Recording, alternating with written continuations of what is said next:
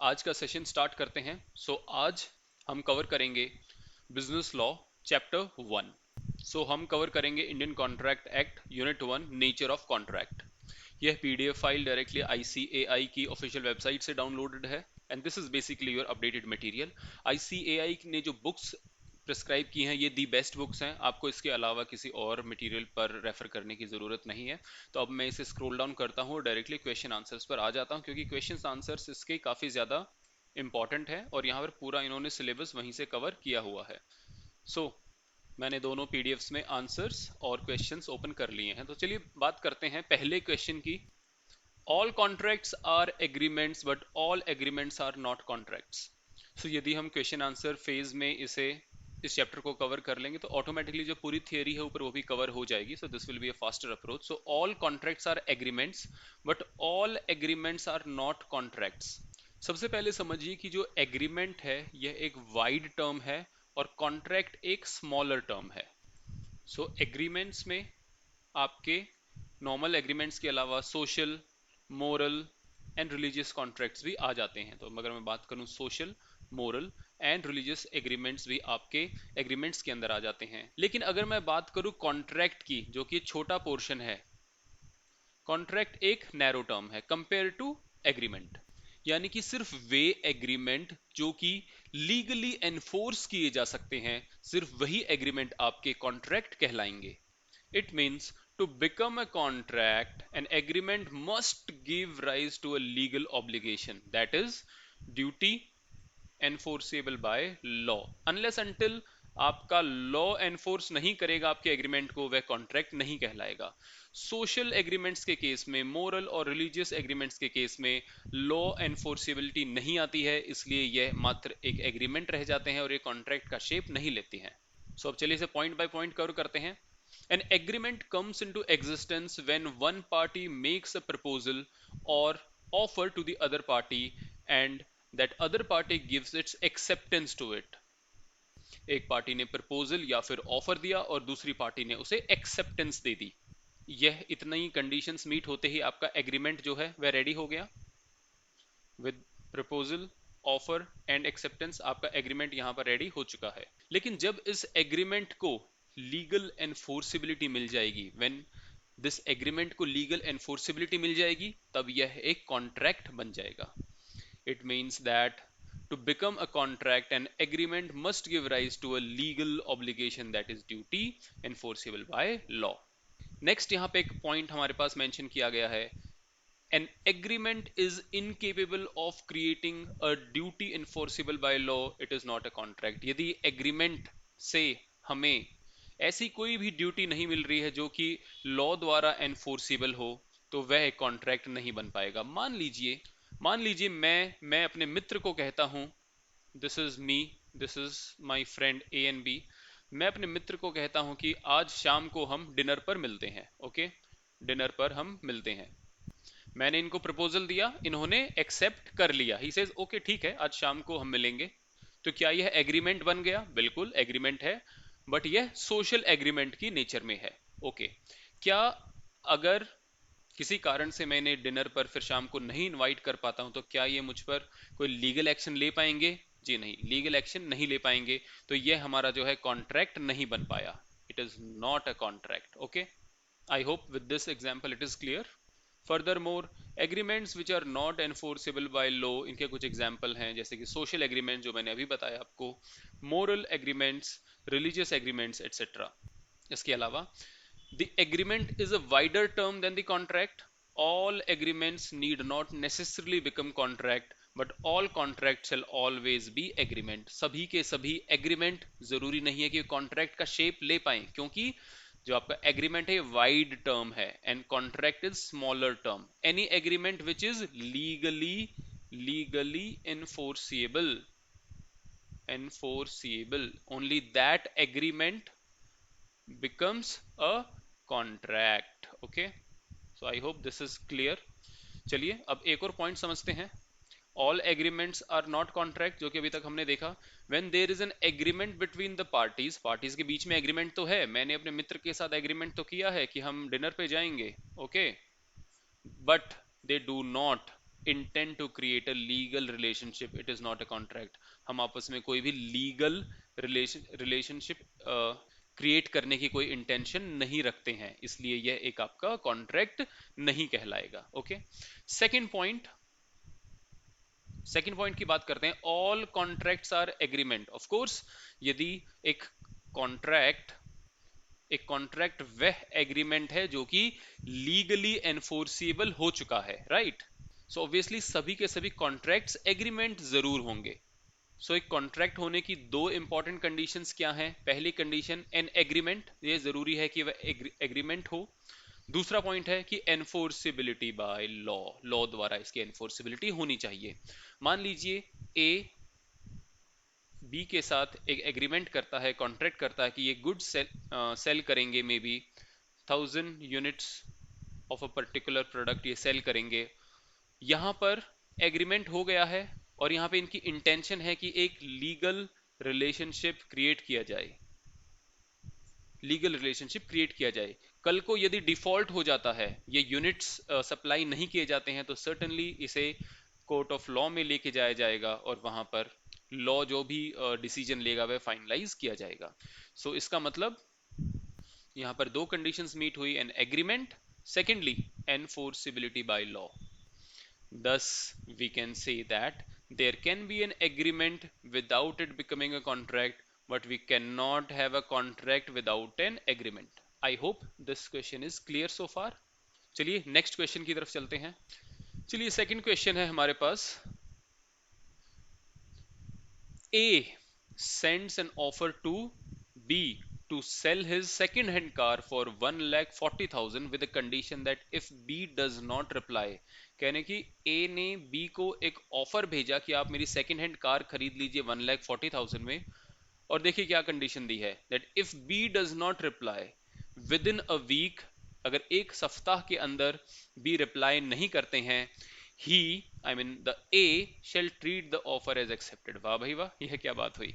is A correct in his preposition कि जी A ने B को ऑफर दिया कि आप ये कार 1,40,000 में ले लीजिए, और यदि आप रिप्लाई नहीं करते हैं विद इन 1 वीक, तो हम मान लेंगे कि आपने ऑफर एक्सेप्ट कर लिया है। तो देखते हैं इसका क्या सॉल्यूशन प्रिस्क्राइब किया गया है। देखिए एक जनरल रूल है कि mere silence is not equal to acceptance. यदि आप चुप हैं, आपने अपनी एक्सेप्टेंस नहीं दी है, इधर एक्सप्रेसली और इम्प्लाइड वे में, यदि आपने अपनी एक्सेप्टेंस नहीं दी है और आप सिर्फ चुप हैं, तो silence is not equal to acceptance. यह एक जनरल रूल है। Okay, so acceptance to an offer can not be implied merely from the silence of the offeree. सिर्फ यदि ऑफरी साइलेंट है तो आपकी ऑफर को एक्सेप्टेड मान लिया जाएगा, ऐसा नहीं होगा।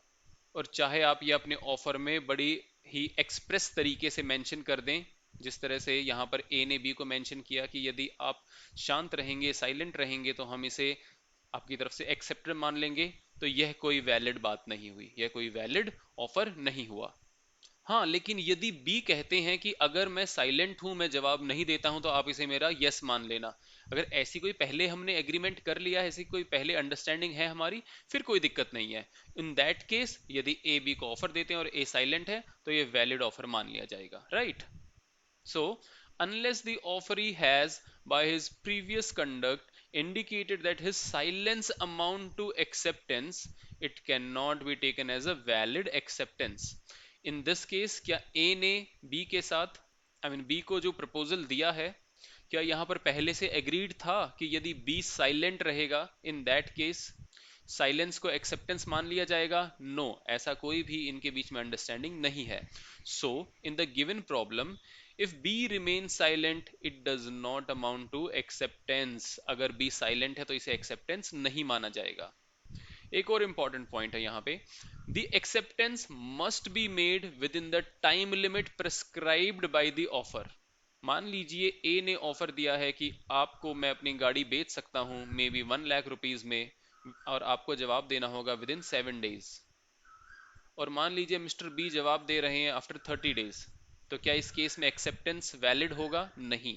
So the acceptance must be made with in a time limit prescribed by the offer. This is point number 1.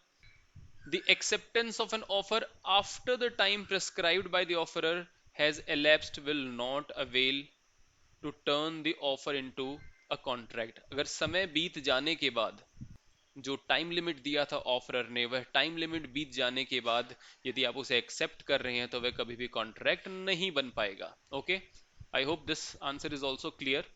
Let's move on to the next question. Explain the type of contracts in the following agreements under the Indian Contract Act. तो ये जितने भी agreements हैं, so we are sure that these are agreements, but ये what type of contract कहलाएंगे ये हम देखेंगे. First one, a coolie in uniform picks up the luggage of A to be carried out of railway station without being asked by A and A allows him to do so. एक coolie आता है mister A के पास और वह coolie क्या है, uniform में है, और वो मिस्टर ए का लगेज उठा लेता है और रेलवे स्टेशन के बाहर लेके जाता है और ए उसे ऐसा करने दे रहा है, उसे रोक नहीं रहा है. इसका मतलब क्या? यदि आप एक कूली को अपना सामान उठाने दे रहे हैं, इसका मतलब यह हुआ कि after that service he will ask for some money और आपको वह अमाउंट उन्हें देना पड़ेगा. ओके, इस टाइप के कॉन्ट्रैक्ट्स को इम्प्लाइड कॉन्ट्रैक्ट कहा जाता है, जहां पर एक्सप्रेस वे में बात नहीं हुई है लेकिन इम्प्लाइड वे में. इम्प्लाइड का मतलब है कि ऐसे एक्ट किए गए हैं, थ्रू एक्ट और सच बिहेव और एनी सच थिंग जिससे यह पता लगे कि हाँ जी आपने कॉन्ट्रैक्ट को मान लिया है, तो वह आपका इम्प्लाइड कॉन्ट्रैक्ट कहलाता है. सो इम्प्लाइड कॉन्ट्रैक्ट आपके आते हैं बाय इम्प्लीकेशन, और इम्प्लीकेशन या तो आपकी लॉ के द्वारा होती है या फिर बाय एक्शन. आप कुछ ऐसे एक्शन करते हैं जिससे कि वह कॉन्ट्रैक्ट में चेंज हो जाता है. यहां पर प्रपोजल और acceptance is made otherwise than in words. Otherwise than in words यानी कि एक्सप्रेसली वर्ड्स में ना बोल के आप कुछ ऐसे एक्शंस कर रहे हैं, आप कुछ ऐसे तरीके से बिहेव कर रहे हैं कि मान लिया जाएगा कि हाँ आपने जो है वह कॉन्ट्रैक्ट एक्सेप्ट कर लिया है, वह ऑफर एक्सेप्ट कर लिया है. So this will be called as a implied contract. चलिए नेक्स्ट पॉइंट की तरफ बढ़ते हैं. Next, obligation of finder of goods to return them to the true owner. मान लीजिए आप रास्ते में जा रहे हैं और आपको एक मोबाइल फोन मिल गया रास्ते में. सो आपकी क्या ऑब्लिगेशंस होंगी, किस प्रकार के कॉन्ट्रैक्ट को यह जन्म देता है, ऐसी सिचुएशन. चलिए देखते हैं. So obligation of finder of lost goods to return them to the true owner can not be said to arise out of a contract. क्योंकि दो व्यक्तियों के बीच, एक जिसको मिला है सामान और एक जिसका सामान गुम हुआ है, इनके बीच कभी कोई कॉन्ट्रैक्ट हुआ ही नहीं था.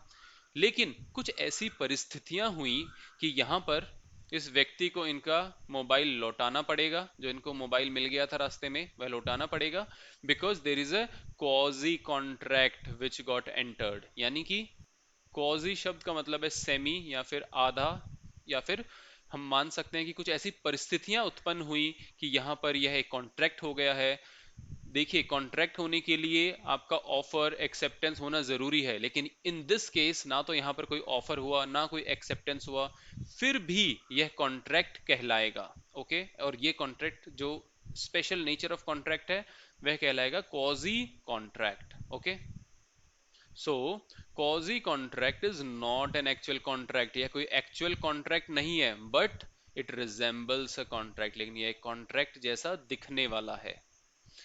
It is created by law. It is created by law under certain circumstances. Keywords हैं certain circumstances. The law creates and enforces legal rights and obligations when no real contract exists. In this case कोई real contract exist नहीं कर रहा था. So law created, कानून के द्वारा, law के द्वारा यहाँ पर obligations create की गई हैं. किसके ऊपर obligation है? जिसे सामान मिला है उसकी obligation है कि उसके true owner को वह सामान वापस लौटाए. Such obligations are known as quasi-contracts. In other words, it's a contract in which there is no intention on part of either party to make a contract but law impose a contract upon the parties। यहाँ पर दोनों parties की कोई इच्छा नहीं है। मान लीजिए आप ही रास्ते में जा रहे थे और आपको रास्ते में कुछ कीमती सामान मिल जाता है, मान लीजिए एक वॉच मिल जाती है, सो आपकी जिम्मेदारी बनती है कि आप इसको इसके ट्रू ऑनर को लौटाएं, इवन दो ना कोई ऑफर हुआ ना कोई एक्सेप्टेंस हुआ। लॉ ऐसी ऐसे लीगल राइट्स प्रोवाइड करता है ट्रू ओनर को कि आप अपनी लीगल ऑब्लिगेशन को पूरा करें, वह सामान इन्हें लौटा दें। ओके, चलिए नेक्स्ट क्वेश्चन देखते हैं। तीसरा पॉइंट है a contract with B. B कौन है? ओनर ऑफ ए फैक्ट्री, एक फैक्ट्री के मालिक हैं। For supply of 10 ton of sugar, कीजिए आप हमें 10 टन शुगर के सप्लाई कीजिए, but before the supply is effected, supply होने से पहले वहां पर फैक्ट्री में फायर लग जाती है। Fire caught in the factory and everything was destroyed. ऐसी फायर लगती है कि हर चीज वहां पर डिस्ट्रॉय हो जाती है। सो इन दिस केस क्या हुआ? यह कॉन्ट्रैक्ट आपका वॉइड कॉन्ट्रैक्ट कहलाएगा, क्योंकि because of the fire in the factory, it is impossible for this person to supply 1000 tons of sugar। Okay, ये इम्पॉसिबल हो जाएगा। ये कैसे सप्लाई कर पाएगा? नहीं कर पाएगा। इन दैट केस ये आपका एग्रीमेंट वॉइड हो जाएगा। A contract which ceases to be enforceable by law becomes void when it ceases to be enforceable। जब वह enforce नहीं हो सकता, in that situation वह आपका contract void कहलाएगा। Thus a void contract is one which cannot be enforced by court of law। This is pretty simple one। चलिए next question की तरफ बढ़ते हैं।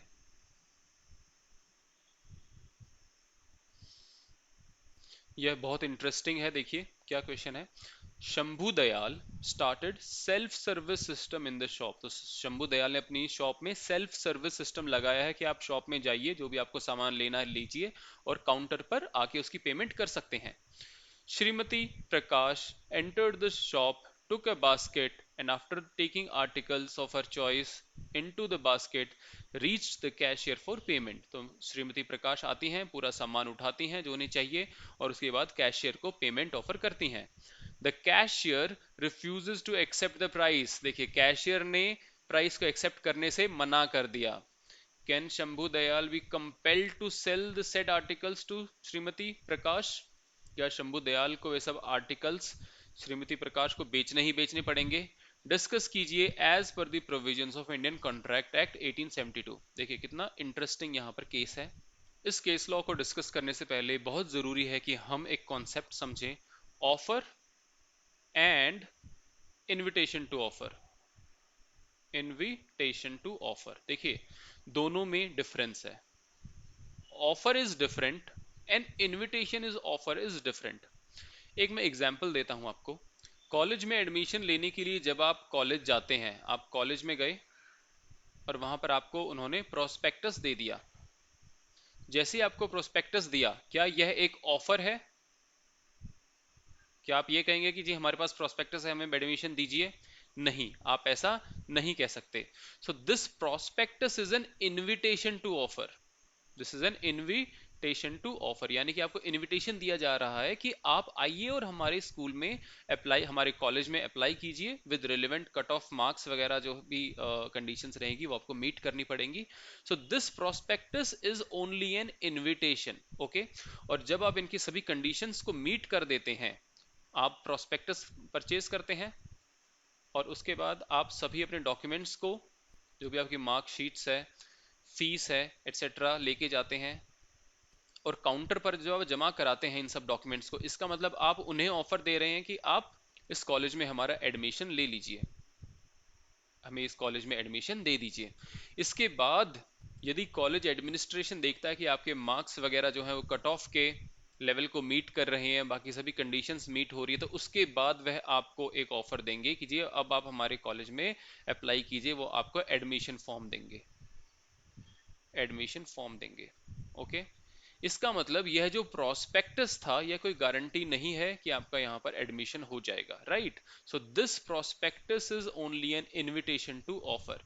इन द सिमिलर वे, यदि शॉप में कुछ आइटम्स को डिस्प्ले किया गया है, this display is only a invitation to offer, यह मात्र एक इनविटेशन है ऑफर का. Okay, this is not the actual offer. It is in no sense an offer for sale, the acceptance of which constitute a contract. यहां पर जब ये offer ही नहीं है, ये मात्र इनविटेशन टू ऑफर है, ये ऑफर नहीं है, सिर्फ इनविटेशन टू ऑफर है. So in this case it can not become a contract. So in this case, Srimati Prakash, by selecting some articles and approaching the cashier for payment, simply made an offer to buy the articles. यहाँ पर श्रीमती प्रकाश ने offer दिया है कि क्या मैं इन articles को खरीदना चाहती हूँ. Okay, this is only an offer given by Shrimati Prakash to the cashier. अब कैशियर की मर्जी है, ऑफर एक्सेप्ट कर भी सकता है और ना भी करे. सो इन दिस केस क्या हुआ, cashier does not accept the offer, cashier ने ऑफर को एक्सेप्ट नहीं किया है. Okay, the interested buyer can not compel him to sell. Buyer उन्हें जबरदस्ती नहीं कह सकता कि आप हमें यह सामान बेचिए. Okay, so I hope this concept of invitation to offer and offer is clear, right. चलिए बढ़ते हैं नेक्स्ट क्वेश्चन की तरफ, which is question number 5th. Okay, state whether there is a contract in the following case. In cases में क्या contract होता है या नहीं होता है, यह हमें बताना पड़ेगा. चलिए फर्स्ट केस देखते हैं. A engages B to do certain work. A B को एंगेज करता है कुछ काम करने के लिए. And remuneration to be paid as fixed by C. और रेम्यूनरेशन कौन पे करेगा या फिर किसके द्वारा फिक्स की जाएगी, सी के द्वारा. सो ए है, बी है, बी कुछ काम करेंगे यहां पर आके. ओके, और जो रेम्यूनरेशन है वह फिक्स करेंगे mister C. So as expected this is a very much a valid express contract. Okay, so जरूरी नहीं है कि कंसिडरेशन ए की साइड से ही जाए या फिर ए ही फिक्स करे, कोई थर्ड पर्सन भी फिक्स कर सकता है. यदि यह कंसिडरेशन इनको एक्सेप्टेड है तो सर्टेनली यह भी फिक्स कर सकता है और कंसिडरेशन यहां से मूव भी हो सकती है. जरूरी नहीं है कि कंसिडरेशन ए को ही देनी पड़ेगी बी को. No, that is not the rule. Okay, so we will say that this is a valid express contract. चलिए बढ़ते हैं नेक्स्ट पॉइंटर की तरफ. नेक्स्ट हमारे पास है A and B promise to pay for the studies of their maid son. ये A है, ये बी है. इन्होंने प्रॉमिस किया कि जी हम अपनी जो मेड है, जो इनकी डोमेस्टिक हेल्प है, इनके सन की पढ़ाई के लिए यह एक्सपेंसेस उठाएंगे, पेमेंट करेंगे. ओके, यह इन्होंने आपस में क्या किया है, प्रॉमिस किया है. देखिए, इन्होंने प्रॉमिस किया है, इन्होंने एक्सेप्ट भी किया होगा. So certainly this becomes an agreement. Okay, but question यह उठता है कि क्या यह एक लीगली एनफोर्सिएबल एग्रीमेंट है. So the answer is it is not a contract as it is a social agreement. ये आपका सोशल एग्रीमेंट है, इसलिए कॉन्ट्रैक्ट नहीं कहलाएगा, क्योंकि यहां पर लीगल एनफोर्सिबिलिटी मिसिंग है. ओके, चलिए नेक्स्ट पॉइंट देखते हैं. A takes a seat in a public bus. Public bus आई और मिस्टर ए ने वहां पर उनमें चढ़ गए और वहां पर उन्होंने एक सीट को ले लिया, सीट पर बैठ गए. ओके, मिस्टर ए है, सीट पर बैठ गए. तो क्या यहां पर कोई एग्रीमेंट या कॉन्ट्रैक्ट बनता है? जी हाँ, बिल्कुल बनेगा. चलिए देखते हैं. It is an implied contract. यह ऐसा मान लिया जाएगा कि हाँ जी, आपके एक्ट्स के द्वारा हम यह मान लेंगे कि यह एक इम्प्लाइड कॉन्ट्रैक्ट है. अगर आप सीट पर बैठे हैं तो अब आपको उसका फेयर भी ऑब्वियसली देना पड़ेगा. ओके, और you are legally bound to pay, you are legally bound to pay the fare. So in that case, this will be called a valid contract, and the nature of the contract or the type of the contract is implied contract. Okay, I hope it is clear so far. चलिए next point देखते हैं.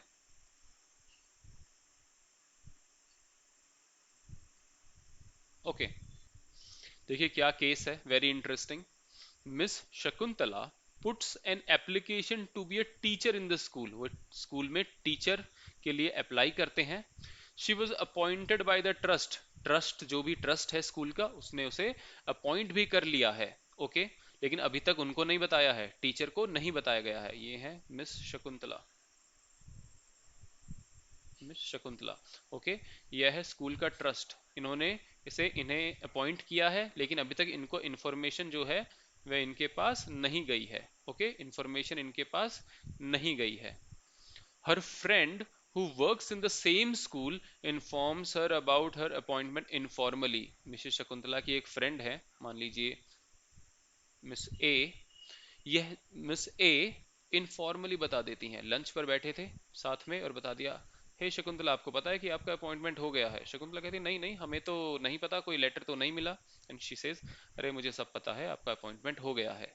इतनी बातचीत होने के बाद letter, due to some internal reasons, her appointment was cancelled. Trust ने और भी कई चीजों पर विचार किया होगा और बाद में ट्रस्ट ने जो फाइनल फैसला लिया उसमें डिसाइड किया गया कि नहीं, यह अपॉइंटमेंट हम नहीं कर सकते। ओके, क्या इस सिचुएशन में miss Shakuntala can claim damages? क्या मिस शकुंतला आके इनको कहेंगे कि अब आप मुझे डैमेजेस दीजिए, आपने पहले कहा था कि आपका अपॉइंटमेंट हो गया है और अब आप हमें अपॉइंटमेंट लेटर नहीं दे रहे हैं, हमें अपॉइंट नहीं कर रहे हैं, then can she claim damages? Very very interesting case. चलिए देखते हैं क्या रहा इसका रिजल्ट। सबसे इंपॉर्टेंट बात यहां पर कम्युनिकेशन ऑफ एक्सेप्टेंस। हमने यहां पर देखा था कि कम्युनिकेशन तो जरूर आया है शकुंतला के पास, लेकिन उनकी फ्रेंड के थ्रू आया है और इनफॉर्मल वे में आया है। लेकिन सेक्शन 4 क्या कहता है? Communication of acceptance is complete as against the proposer when it is put in the course of the transmission to him और हर। ओके, जब इस एक्सेप्टेंस को in the course of transmission डाल दिया जाएगा, only then it will be called as a valid acceptance. In the present case, current case में क्या हुआ? School authorities have not put any offer letter in transmission. Okay, क्या school authorities ने कोई letter इन्हें दिया है? नहीं दिया है। क्या इनको कोई लेटर पोस्ट के जरिए भेजा है कि जी ये लीजिए लेटर आपको कल तक पोस्ट के जरिए मिल जाएगा? नहीं, ऐसा कुछ भी नहीं हुआ है। हर information from a third person will not form part of a contract. यह इंफॉर्मेशन उन्हें किससे मिली है? किसी थर्ड पर्सन से मिली है। सो थर्ड पर्सन से मिली हुई इंफॉर्मेशन के माध्यम से आप इस कॉन्ट्रैक्ट को और इस पूरी बातचीत को एक कॉन्ट्रैक्ट का नाम नहीं दे सकते।